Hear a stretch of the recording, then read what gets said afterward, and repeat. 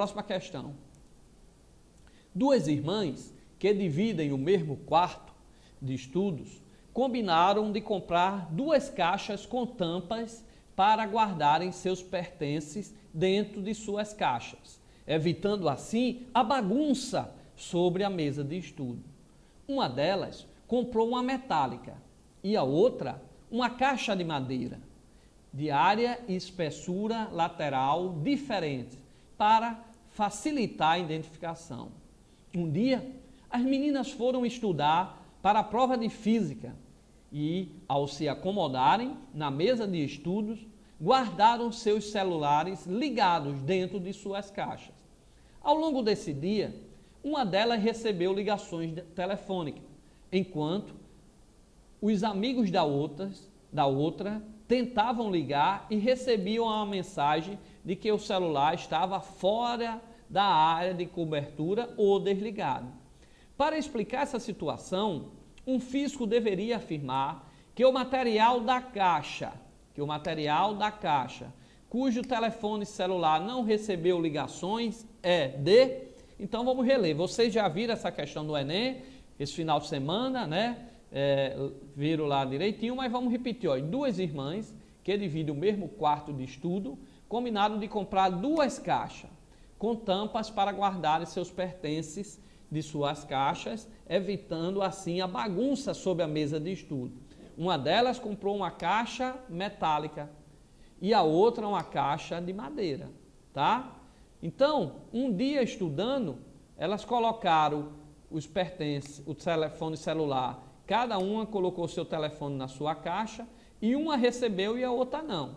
Aí ele perguntou, ó, lá na questão final, para explicar essa situação, um físico deveria afirmar que o material da caixa, cujo telefone celular não recebeu as ligações, é de... Então, pessoal, essa questão era uma questão bem conhecida em sala de aula. A caixa tinha que ser de metal e o telefone não funcionava devido à blindagem eletrostática que o metal proporcionava, ok? Ó, para cá, para cá, para cá. Então, nós sabemos que o campo elétrico dentro de uma caixa metálica, tá certo? Ele é nulo.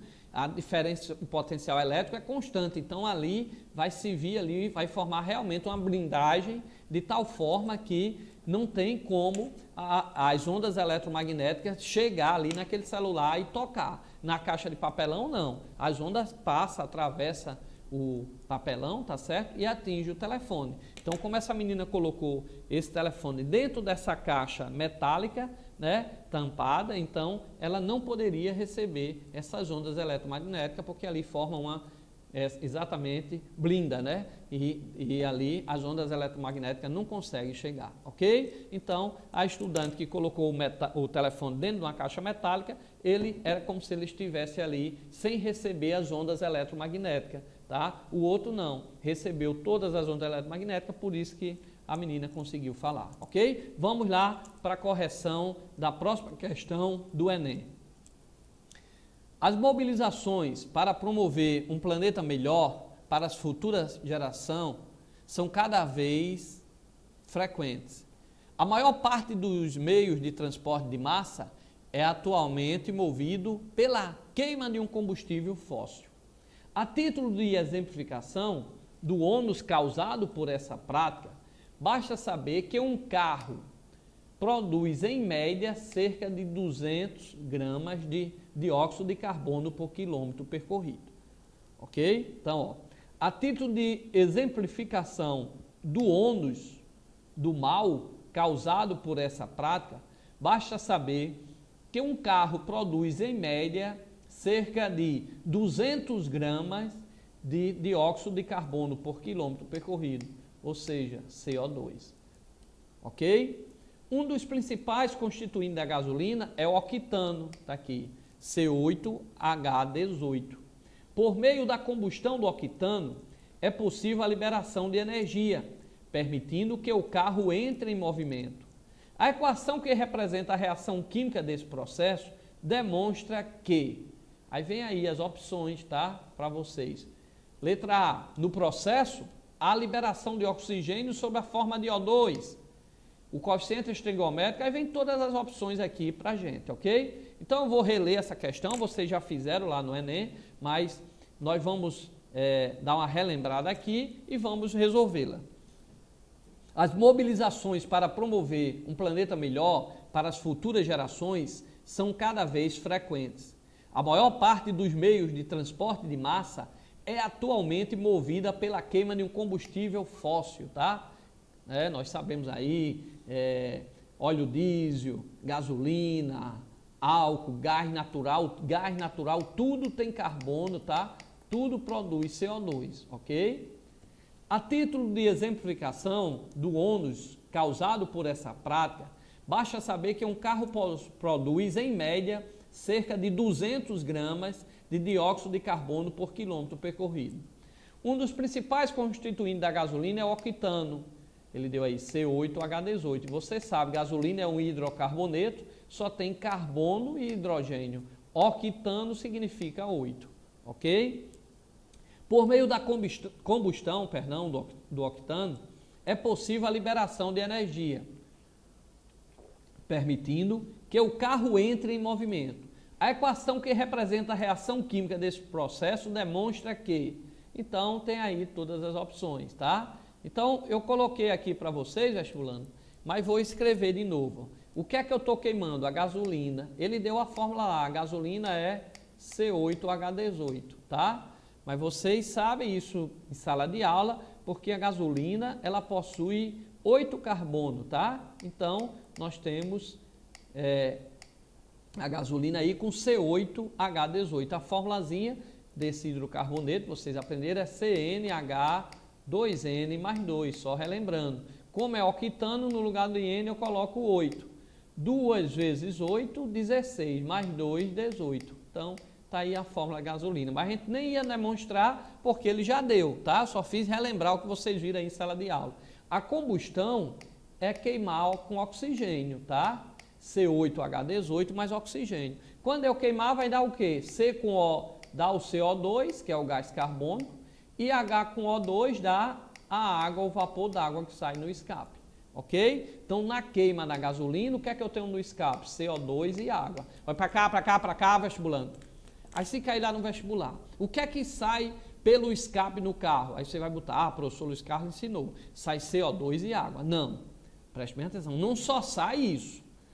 Na queima da gasolina, tá? Quando eu tenho a gasolina com oxigênio e ele deu a equação, realmente se for uma queima total, sai CO2 mais água, tá? Mas no dia a dia, na prática, nós sabemos que às vezes a queima da gasolina não é uma queima completa. Então, sai o CO, o monóxido de carbono, tá certo? Então, o CO aparece lá. Vocês lembrem também que no ar, o ar que a gente respira, o ar que serve, o ar que vem, entra no motor do carro e vem a gasolina do combustível e queima lá, tá certo? Ali tem uma vela, né? Aquela faísca ali produz em torno de 10.000 quilovolts, não é uma voltagem qualquer, né? Ali tem uma voltagem elevada para sair aquela vela e queimar. O que acontece ali, vestibulando, é que quando vem a gasolina, o ar não só vem o oxigênio. Então, na gasolina vem o C8H18, vem o oxigênio, mas a reação não só são esses dois reagentes aqui. Na reação não só existem esses dois reagentes, gasolina e oxigênio. No ar existe oxigênio, existe nitrogênio. Quase 80% que compõe o ar, o nosso ar que a gente respira, tem nitrogênio. O nosso ar não é só oxigênio, não. Se fosse só oxigênio, o nome era, em vez do ar, que é uma mistura de gases, o nome seria o quê? Gás oxigênio.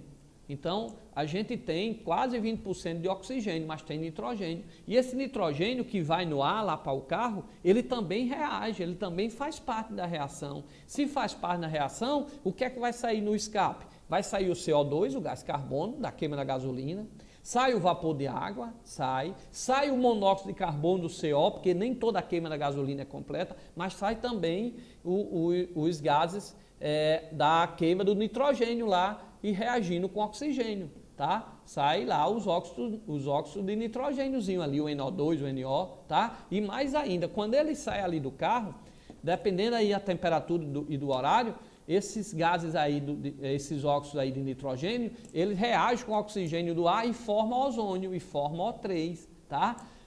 Forma O3. Ele diz, opa, professor, uma coisa boa, porque o CO, o monóxido de carbono que sai do nosso carro, que não é a combustão completa, esse monóxido de carbono é um dos piores gases porque ele é muito tóxico.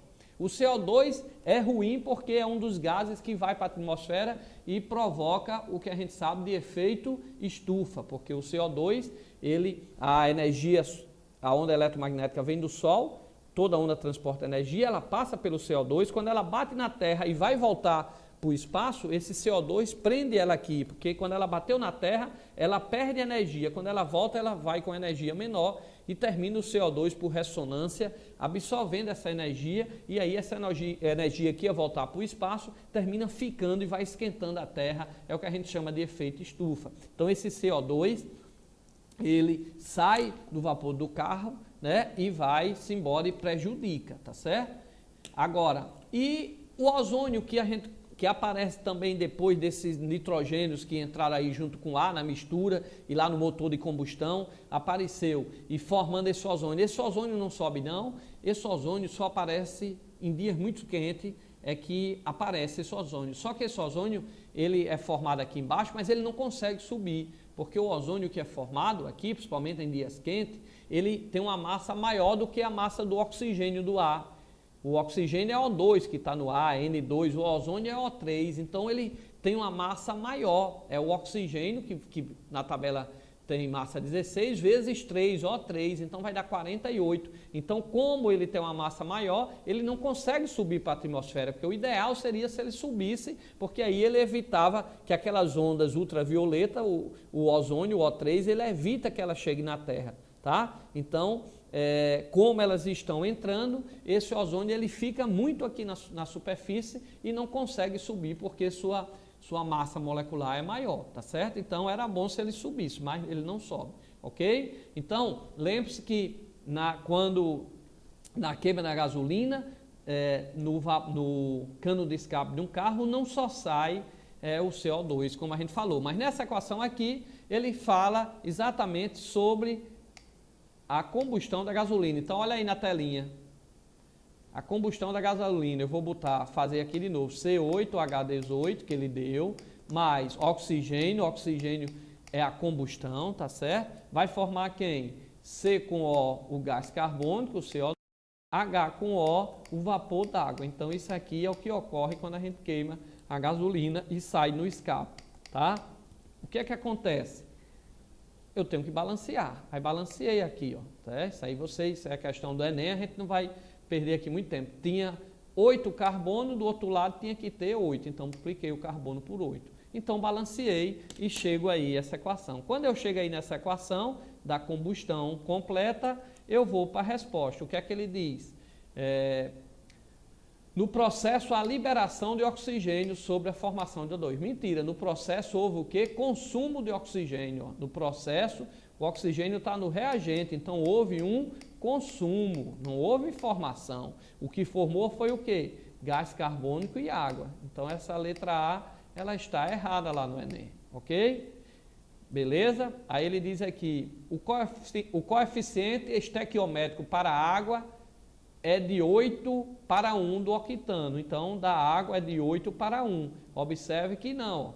Da água, eu tenho aqui 9 e aqui eu tenho 1. Tá certo? Então, se vocês observarem aí direitinho, a resposta certa vai ser a letra D. Ele diz, o coeficiente estequiométrico para o oxigênio é 12,5 para 1 de octano. Está correto. Se vocês pegarem aqui a equação, tá?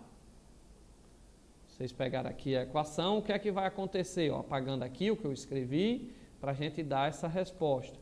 Ó, ele diz, o oxigênio deu 25 sobre 2. 25 sobre 2 dá 12,5. Então ele diz, 12,5 mols de oxigênio reage com 1 da gasolina. Tá certo, 12 reage com 1. Então, a opção correta lá no Enem seria a letra D. O coeficiente estequiométrico para o oxigênio é 12,5 para 1 do octano, ok?